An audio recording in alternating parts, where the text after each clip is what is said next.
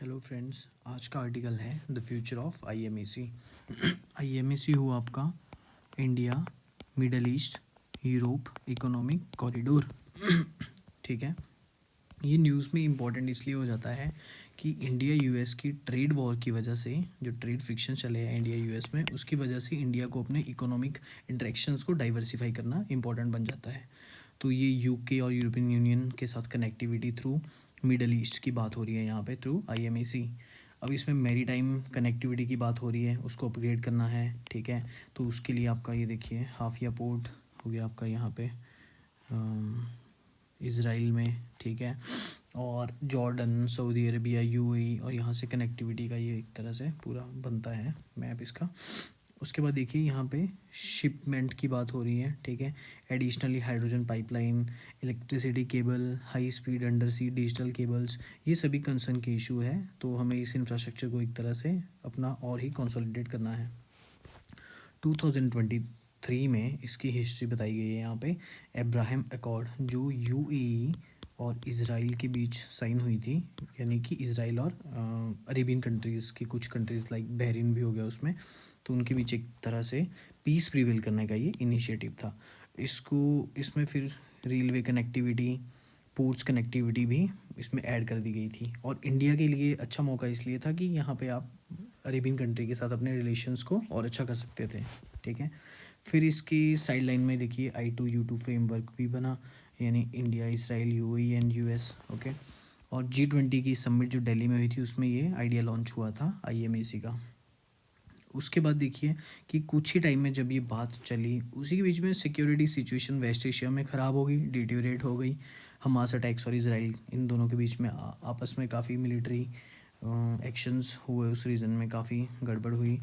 तो इसकी फिजिबिलिटी भी इस तरह से क्वेश्चन उठ रहा है।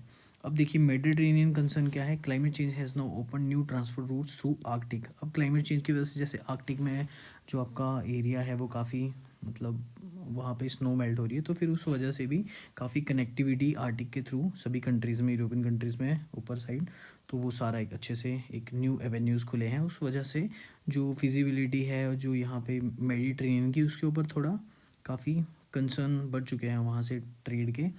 तो जो भी possible to transport more goods through Arctic जब से पॉसिबल हुआ है, तो कॉस्ट ऑफ ट्रांसपोर्टेशन और एसोसिएटेड कॉस्ट में काफ़ी रिडक्शन हुई है। उस वजह से क्या है कि एक नया Arctic will emerge as a new commercial center. ठीक है। लेकिन देखिए जैसे फ्रांस जैसी कंट्री है, फ्रांस नीचे साइड आपका मेडिटेरेनियन कोस्ट है, ऊपर साइड आपका एटलांटिक कोस्ट लाइन हो गया, तो उसके लिए तो बहुत बढ़िया है आर्कटिक वाला रूट।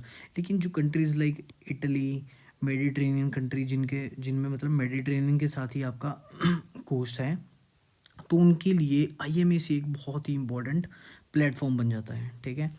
ताकि उनका मैरीटाइम जो है इन्फ्लुएंस बना रहे और कंट्री के मुकाबले। ठीक है।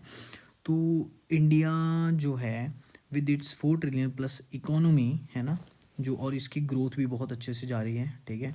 तो ये वाइबल पार्टनर है फ्यूचर चैलेंजेस के लिए, यूरोपियन यूनियन के लिए भी। तो मतलब एक विन विन सिचुएशंस है इधर यूरोपियन साइड और यहाँ इंडिया साइड थ्रू आईएमएसी। ओके। उसके बाद हम देखेंगे कि मेडिटेरेनियन जो रूट है ये क्यों इम्पोर्टेंट है। ठीक है।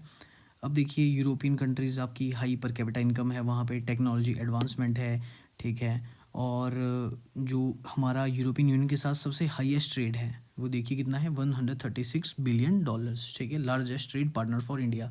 तो हमारे लिए यूरोपियन यूनियन से कनेक्ट करने के लिए आईएमईसी हमारे लिए भी बहुत इंपॉर्टेंट है। ठीक है।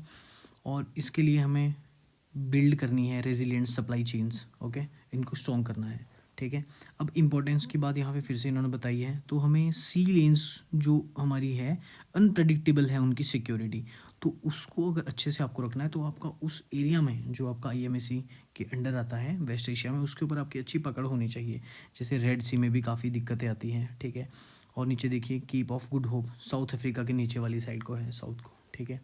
और इसमें देखिए determine if the recent Gaza plan will hold long, जो गाज़ा पीस प्लान है उसकी जो उसमें भी काफ़ी इश्यूज़ हैं, तो हमें उन सभी को मद्देनज़र रखते हुए इस चीज़ को अच्छे से करना है ताकि हमारा आईएमईसी का आइडिया एक अच्छे से मतलब इम्पोर्टेंट हो इंडिया के ट्रेड के लिए। ठीक है।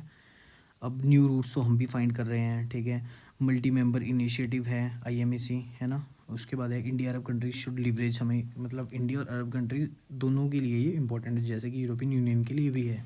ओके, उसके बाद है इंडिया और अरब कंट्रीज़ अगर मिलती है तो हम पाकिस्तान के अटेम्प्ट को भी एक तरह से नलीफाई कर सकते हैं यहाँ पे, ठीक है। तो हमारा वहाँ पे उस एरिया में काफ़ी डोमिनेंस बढ़ेगा, तो हम पाकिस्तान को भी काउंटर करने के लिए ये बहुत अच्छा आइडिया है, ठीक है। और जो ये हमें इकोनॉमिक अपॉर्चुनिटीज़ मिली है, इन्हें हमें खोना नहीं है, ताकि इंडिया यूरोप मिलके एक पूलिंग ऑफ देयर रिसोर्सेज और प्रॉस्पेरिटी ऑफ IMAC रीजन को एक तरह से प्रोमोट कर सके। ओके, तो ये इम्पोर्टेंट आर्टिकल था आज। Thank you. अगर आपको अच्छा लगा और आप और चीज़ें भी चाहते हैं इसमें ऐड करना, तो आप मुझे कमेंट सेक्शन में रिव्यू दे सकते हैं। Thank you friend.